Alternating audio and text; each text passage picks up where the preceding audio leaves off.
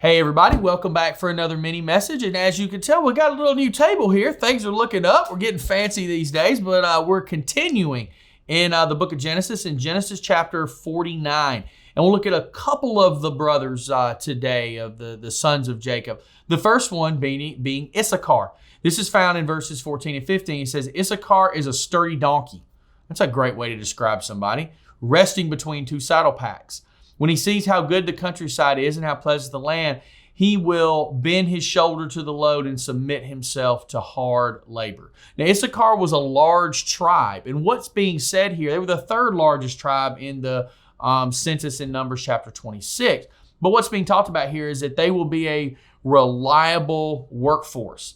They will be a group that will produce for the nation of Israel. And their size and abundance also oftentimes made them targets, especially during the period of the judges. A lot of times, some of the individual land that the tribes were in, some of the individual tribes were attacked by different forces from the Philistines to the Midianites to the different groups that they battled and fought across that time. And so Issachar will be one of those tribes, and they were oftentimes oppressed by foreign armies during that time period, and they were forced into servitude. Now that will end once we get to the time of David, when David will be the conquering warrior king. But then they'll face that again once you get to the time of Babylon and some of those things. Let's also look at the tribe of Dan. Now, the tribe of Dan to me is a really interesting one because there's even some hint of prophecy to come talking about even the end times. It says in verse 16, Dan will govern his people like any other tribe in Israel. Dan will be a snake beside the road. That's quite a way to describe somebody. A poisonous viper along the path that bites the horse's hooves so its rider is thrown off. I trust in you for salvation, O Lord.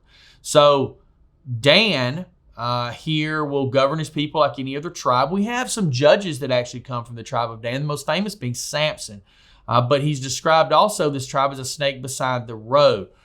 They actually introduced idolatry into Israel. You find this in the book of Judges, in Judges chapter 18. Jeroboam set up one of his golden calves, his idolatrous golden calves in Dan in 1 Kings chapter 12. And Dan really, once you get over and you see in the book of Amos, one of the minor prophets, that Dan became the center of idol worship for the entire nation. So this was a bad group of folks as far as that goes. They introduced some bad things.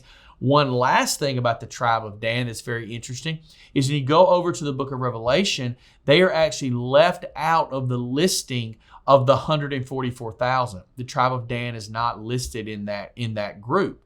When we talk about those 144,000 evangelists that will come from the nation of Israel.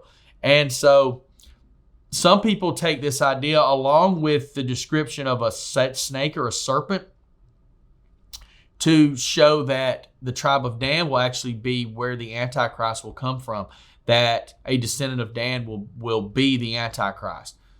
Possibly, I don't know. That it's talked about, in some places in Daniel chapter 11 and Jeremiah chapter 8 both give you some scripture references that kind of lead you down that road. But the tribe of Dan, not listed in Revelation chapter 744,000, but it is the first tribe listed in the millennial roll call of the tribes found in the prophecies in Ezekiel chapter 48. So God redeems. But those are two more of the sons, and we'll look at a couple more of them tomorrow. But you guys have a great day.